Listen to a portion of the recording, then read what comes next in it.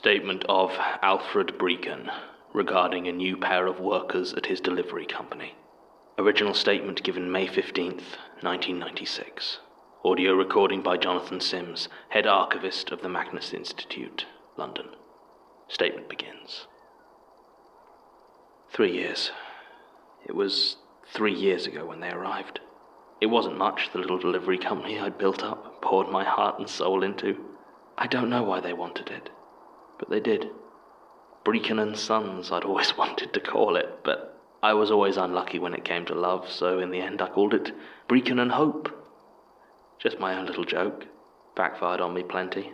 Everyone always asking if I'd run things by my partner, and often I was too awkward to correct them. I sometimes used to disappear into the back room, pretend I was making a call to Hope. It was harmless enough, though, and the company was growing well. We had opened a few new depots and had a few dozen drivers making deliveries anywhere from Aberdeen to Penzance. Life was pretty good, to be honest. When they turned up at my office, I remember it was their shadows that I saw first. It was early evening, and the sun wasn't shining in through the window, but still their shadows fell across my desk, thick and dark as they loomed over me in the half-light. They wore featureless grey overalls, and even now I'm not sure I could easily describe what they looked like, other than to say they seemed solid, somehow heavier than the world around them. They stared down at me, dark eyes sizing me up, as I coughed gently and asked if I could help them.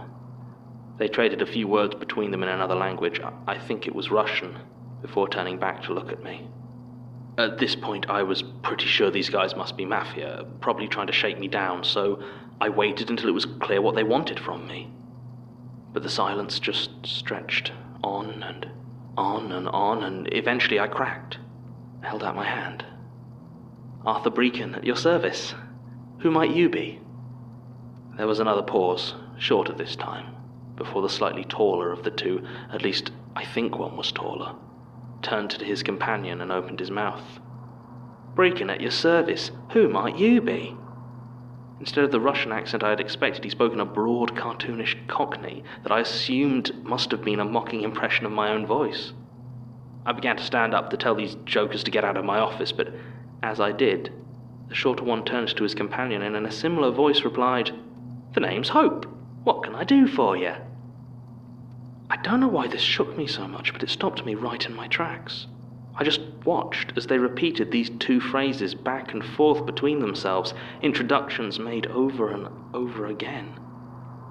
Finally they stopped and turned back to me. I had no idea what was going to happen or what I was meant to do, but there was something profoundly unnatural about these two figures, and I had no intention of pushing too far and finding out what it was.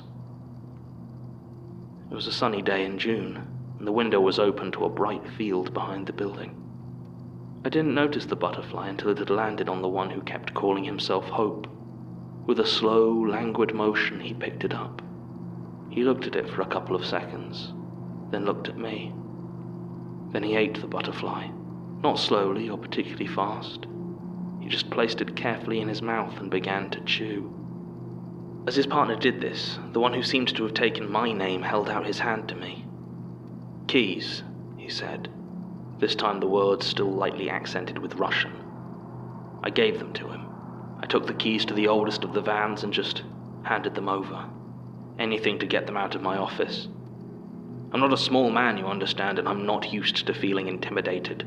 I got into plenty of scrapes when I was young, and there was a small part of me screaming to teach these disrespectful punks a lesson. But when this other Breekon took the key from me, what I felt beneath the skin of his hand convinced me I had made the right choice.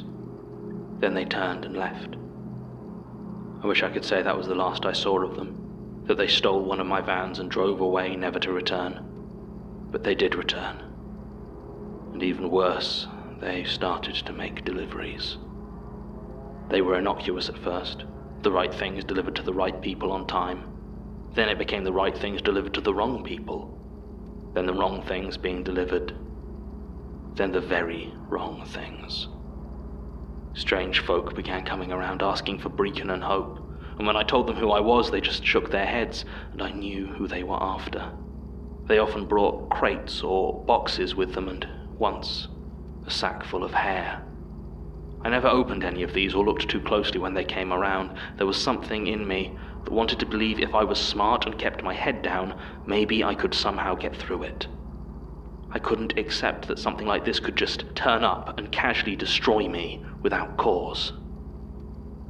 If there is a reason that they've picked me, I've never found it out. I have asked them, but unsurprisingly got no answers. There must be other delivery companies, surely, and it's the deliveries they seem to focus on. They're out most of the day and night usually, allowing me some rest away from their horrid blank faces. But they always come back. When not on delivery, they stand in the break room facing the wall. Sometimes they laugh, suddenly and abruptly, as though they've both simultaneously thought of a hilarious joke. It sounds like the laugh track in an old sitcom and cuts off almost immediately. When I get fitful sleep in the small fold-out cot I keep in my office, I can sense them standing there, looking at me. I don't go home anymore. I'm afraid of what might happen if they followed me outside of a professional environment. My other drivers have been disappearing. For all that, they do seem to have friends, or at the very least people who come to see them regularly. Most I don't remember. The feature's difficult to put together from memory, but I know that more than once I've seen the pair of them talking to a figure at the other end of the depot. They always make sure these meetings are in shadow, and I can never get close enough to see exactly who they're talking to, but I think they're dressed like a circus ringmaster. And so it's been going for the last couple of years.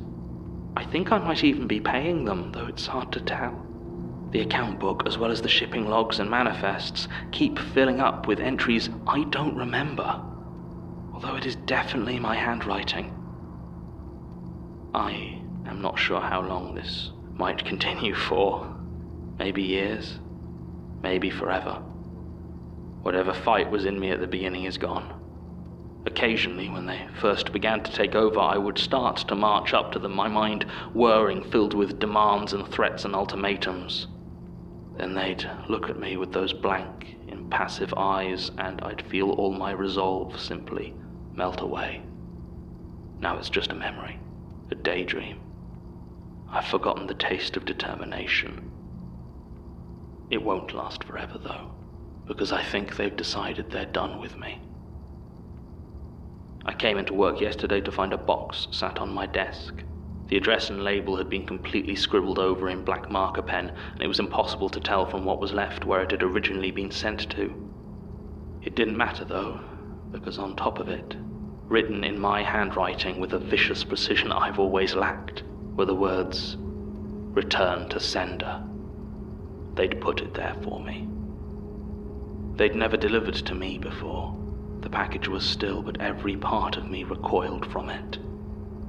I slowly walked forward and touched it, but I did not pull away the tape. The day was warm, but the box was ice cold, and the cardboard was spongy and strangely yielding. It didn't move when I pressed it with my hand, but there was a sound like shifting sand. I don't know what was inside. I don't know what is inside. It won't be right. It's not my package. I didn't send it. I tried to look it up in the logs. I found it easily enough. Everything seemed to be in order except the item description. That line simply read, "Goodbye." God knows how long I spent staring at it. Nothing about that box was right. The card fitted together at slightly off angles, and the corners were damp like it'd been left out in the rain. The table seemed to bend slightly under its weight, yet when I tried to move it, it seemed so light I doubted for a second it could have anything inside. Even then, I never dared to fully lift it up or pull it towards me. There's a gravity there, though, and I don't know how much longer I can resist its pull. My brother came to you people about 10 years ago.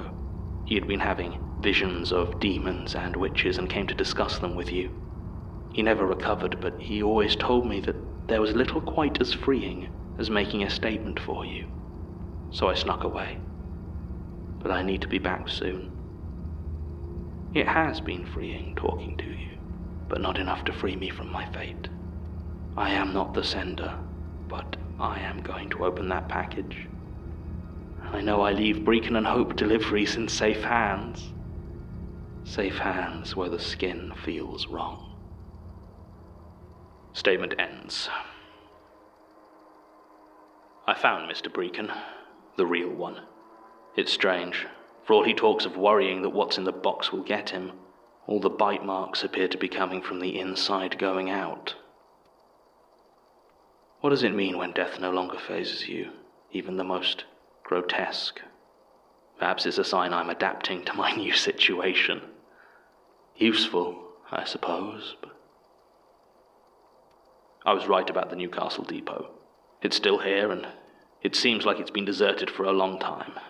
There's a pile of mail at the door almost 2 feet high, and today it was topped with a crisp brown envelope addressed to me containing this statement. A gift from Elias, no doubt.